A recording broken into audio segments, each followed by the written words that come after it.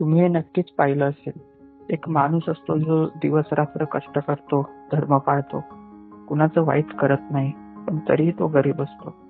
आणि दुसरा माणूस जो खोटं बोलतो, लोकांना फसवतो, पाप करतो, पण तरीही तो श्रीमंत असतो. त्याच्याकडे गाडी, बंगला सगळं असतं.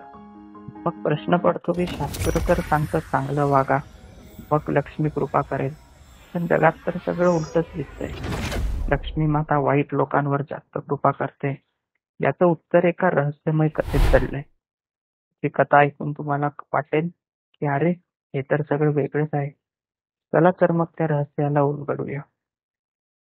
ही गोष्ट आहे श्रीमद देवी भागवत महापुराणामधली. एकदा भगवान विष्णू आणि लक्ष्मी माता वैकुंठात बसले होते. बोलता बोलता भगवान विष्णू लक्ष्मी मातेकडे बघून थोडेसे हसले. पण त्या क्षणी लक्ष्मी मातेच्या मनात तामसी शक्तीने म्हणजेच निगेटिव्ह एनर्जीने प्रवेश केला. विष्णू आपल्यावर हसले हे बघून लक्ष्मी मातेला प्रचंड राग आला.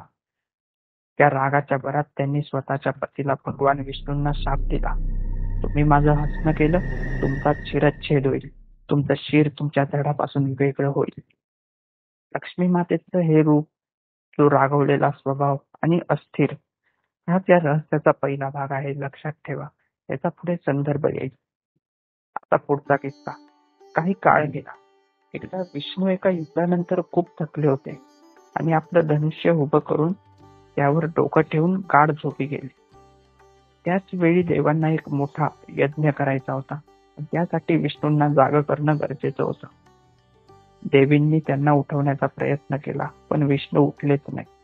मग ब्रह्मदेवाने एक वाळवी तयार केली आणि तिला त्या धनुष्याची दोरी कुरतडायला सांगितले. त्या वाळवीने ती दोरी कुरतडली.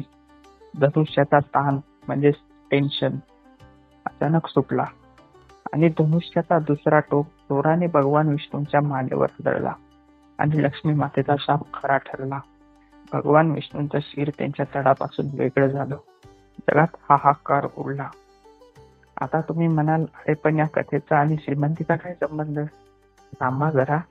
खरा खेळ तर इथेच चालू होतोय. वेद व्यासांनी या कथेत एक कोड लपवलंय. व्यासांनी सांगितलं लक्ष्मी दोन प्रकारची असते. पहिली सात्विक लक्ष्मी, ती शांत, पवित्र आणि स्थिर असते.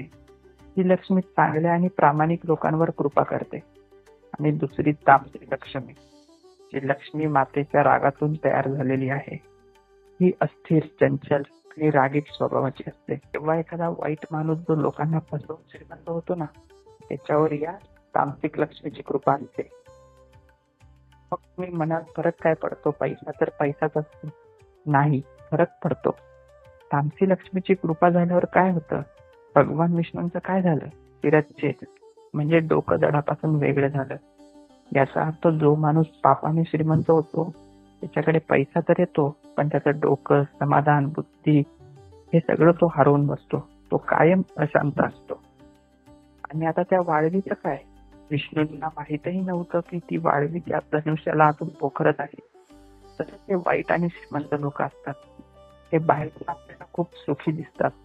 खूप मोठी गाडी, मोठा बंगला, एकदम सुंदर धनुष्यासारखे.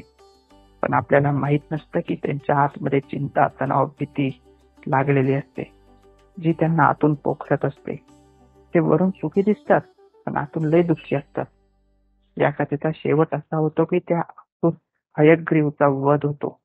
भगवान विष्णूंना घोड्याचं शिर लावावं लागतं आणि ते हयग्रीव अवतार घेतात. घोड्याला ज्ञानाचं प्रतीक म्हणूनच मानलं जातं. तर मग या कथेचा अर्थ काय?